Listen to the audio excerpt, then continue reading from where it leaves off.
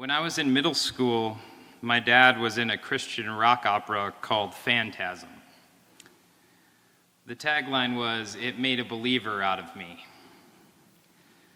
Well, not quite Jesus Christ Superstar, it was fairly popular in West Michigan, selling out large performance halls nightly during the Lent and Easter seasons of the late 90s.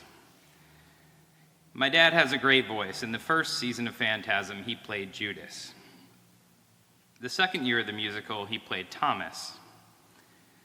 In one of the songs, he sang, "I will not believe. No, I will not believe. Unless I see the nail scars in his hands and feet, I will not believe." You're lucky I almost sang that.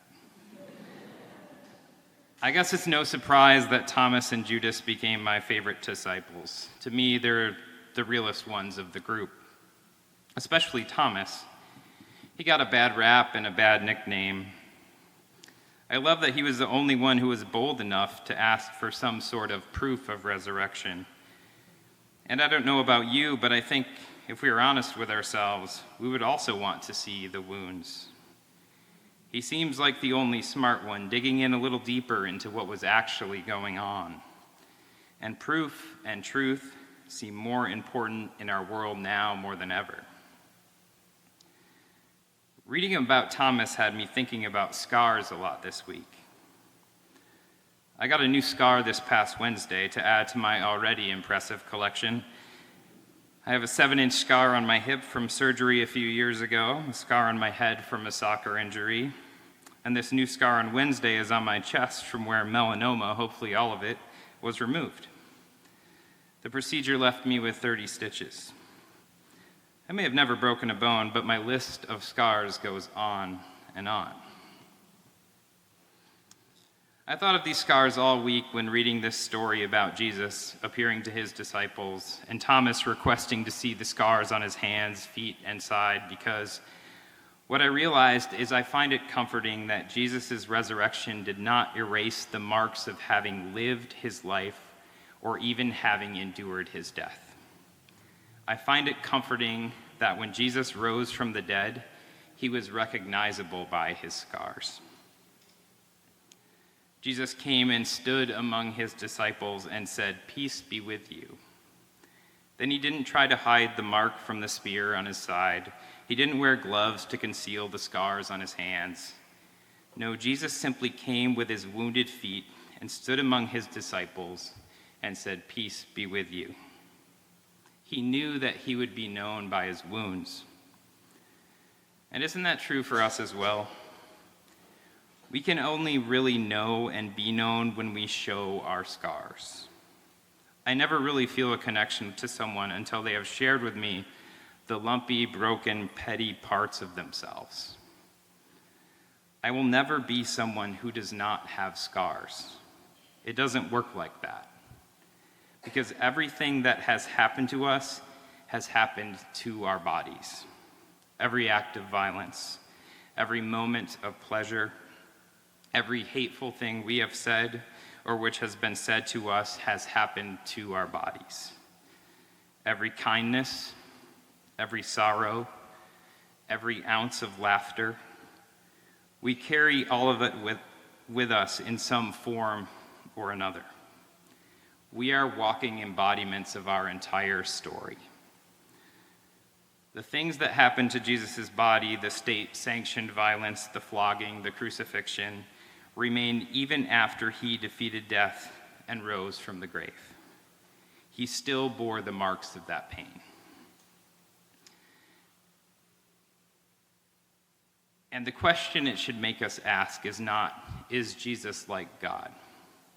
It is, what if God is like Jesus? What if God is not who we thought? What if the most reliable way to know God is through a person? What if the most reliable way to know God is to look at our own wounds and the wounds of others? I guess what I'm saying is I don't believe the pretty paintings of the resurrection, where Jesus is all cleaned up and shiny, like nothing bad really happened. Because resurrection is watered by tears.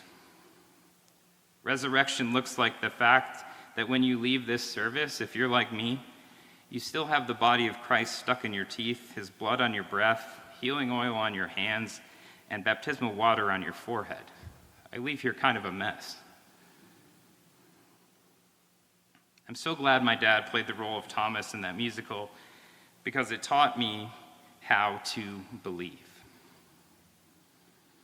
I was on my morning walk this morning along the James River with my dog, watching the sunrise and listening to NPR when I heard news stories about recent shootings that happened the day before.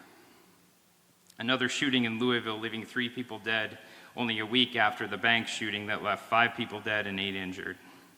This comes just weeks after a recent shooting in Nashville where 6 people were killed, 3 of them children.